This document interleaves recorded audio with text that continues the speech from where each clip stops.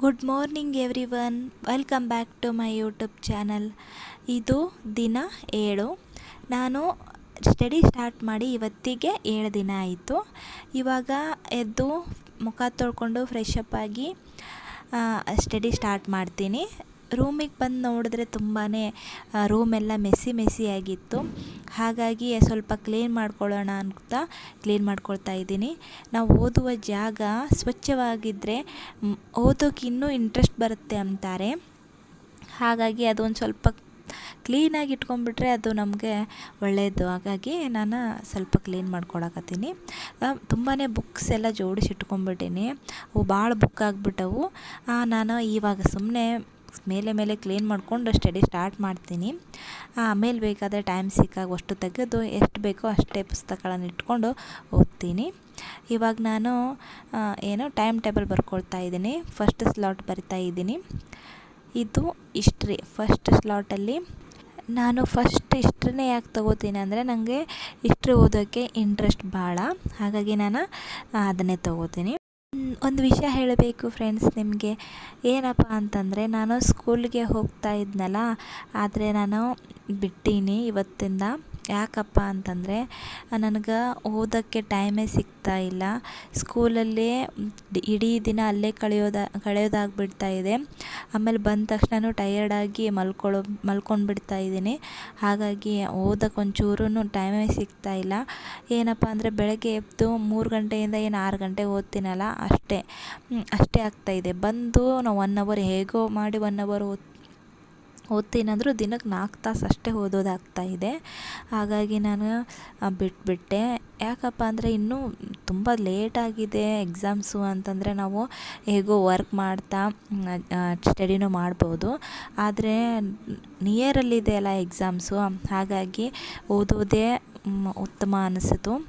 ಹಾಗಾಗಿ ನಾನು ಈ ಕೆಲಸ ಮಾಡಿಕೊಂಡೆ. ಸಿಕ್ಕ ಅವಕಾಶವನ್ನು ನಾವು ಮಿಸ್ಯೂಸ್ ಮಾಡ್ಕೋಬಾರ್ದು. ಅವಕಾಶ ಪ್ರತಿ ಸತಿ ಸಿಗಂಗಿಲ್ಲ. ಹಾಗಾಗಿ ಆ ಅವಕಾಶನ ಸದುಪಯೋಗ ಪಡಿಸ್ಕೋಬೇಕಂತಂದು ಈ ರೀತಿಯಾಗಿ ನಾನು ಡಿಸೈಡ್ ಮಾಡೀನಿ ಫ್ರೆಂಡ್ಸ್. ಇದು ಬೆಳಗ್ಗೆ 5 ಗಂಟೆ 5:15 ಆಗಿತ್ತು. ಹೊರಗೆ ಬಂದಿದ್ದೆ. ಹಾಗಾಗಿ ಸುಮ್ಮನೆ ಚೂರು ಕ್ಲಿಪ್ಸ್ ತಗೊಂಡೆ. ತುಂಬಾ ಕತ್ಲೈತಿ ಇನ್ನೂ. 6:20 ಅನ್ನತ್ಲಿಗೆ ನಂದು ಫಸ್ಟ್ ಸ್ಲಾಟ್ ಮುಗೀತು. ಇವಾಗ ನಾನು ಬ್ರಷ್ ಮಾಡಿ ಟೀ ಕುಡಿತೀನಿ.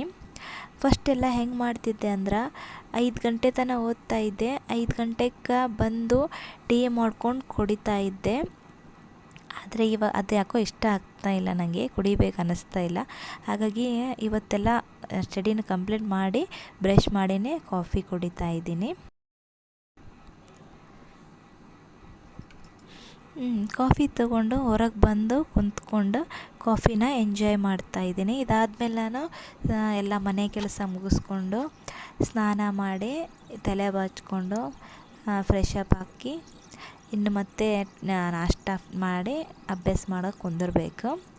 ನಾನು ಇವತ್ತು ಎಗ್ ಬಿರಿಯಾನಿ ಮಾಡಿದ್ದೆ. ಬಿಸಿಯಾಗಿರುವಂಥ ಎಗ್ ಬಿರಿಯಾನಿಯನ್ನು ಹಾಕ್ಕೊಂಡು ಪೇಪರ್ ಕಟ್ಟಿಂಗ್ಸ್ನ ಓದ್ತಾಯಿದ್ದೀನಿ. ತಿಂತಾನೆ ಪೇಪರ್ ಕಟ್ಟಿಂಗ್ಸ್ ಓದ್ತಾಯಿದ್ದೀನಿ. ಪೇಪರ್ನೇ ಓದಬೇಕಂತ ಏನಿಲ್ಲ, ಸಾಕಷ್ಟು ಮೊಬೈಲಲ್ಲಿ ಇಂಪಾರ್ಟೆಂಟ್ ಪೇಪರ್ ಕಟ್ಟಿಂಗ್ಸ್ ಅಂತೂ ಬಂದೇ ಬರ್ತಾವೆ. ಅದನ್ನೇ ನೋಡ್ತಾ 1-1/2 ತಾಸಲ್ಲಿ ಮುಗಿಸ್ಕೊಂಡೆ. ನೆಕ್ಸ್ಟ್ 10 ಗಂಟೆಯಿಂದ ನಾನು ಸ್ಟಡಿ ಸ್ಟಾರ್ಟ್ ಮಾಡಿದೆ. ಸೆಕೆಂಡ್ ಸ್ಲಾಟ್ ಇದು ಯಾವುದಂದರೆ ಪೊಲಿಟಿಕಲ್ ಮತ್ತು ಎಕನಾಮಿಕ್ಸ್ ಉಳ್ಕೊಂಡಿತ್ತು. ಅವೆರಡು 2 ಅವರಲ್ಲಿ ಮುಗಿಸ್ಕೊಂಡೆ. 10ರಿಂದ 11, 11ರಿಂದ 12.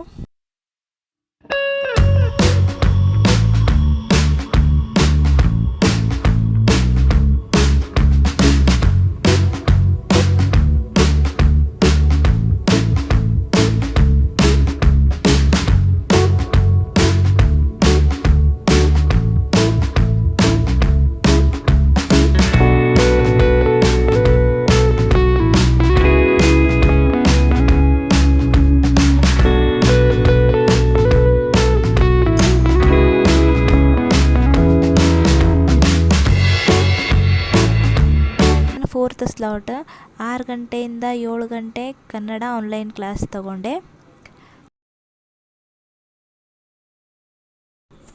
ಅದಾದಮೇಲೆ ಇಂಗ್ಲೀಷ್ ಆನ್ಲೈನ್ ಕ್ಲಾಸ್ ಇತ್ತು, ಅದನ್ನು ಸಹ ನಾನು ತಗೊಂಡೆ.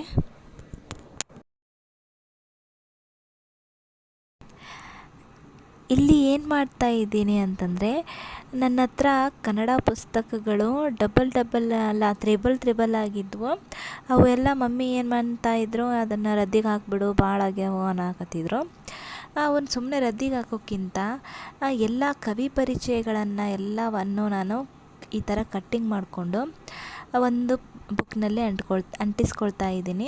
ಯಾಕಂದರೆ ಈಗೆಲ್ಲ ಬರ್ಕೊಂಡು ಕೊಡೋಕ್ಕೆಲ್ಲ ಟೈಮ್ ಇಲ್ಲ, ಟೈಮ್ನು ವೇಸ್ಟ್ ಆಗುತ್ತೆ. ಈ ರೀತಿಯಾಗಿ ಎಲ್ಲ ಕವಿ ಪರಿಚಯಗಳನ್ನು ಒಂದು ಕಡೆ ಸೇರಿಸಿ ಇಟ್ಕೊಂಡ್ಬಿಟ್ರೆ, ಸ್ಟೋರೇಜ್ ಮಾಡ್ಕೊಂಡು ಇಟ್ಕೊಂಡ್ರೆ ಓದೋಕ್ಕೆ ತುಂಬಾ ಹೆಲ್ಪ್ ಆಗುತ್ತೆ ಅಂತ ಈ ರೀತಿ ಮಾಡ್ತಾಯಿದ್ದೀನಿ ಫ್ರೆಂಡ್ಸ್.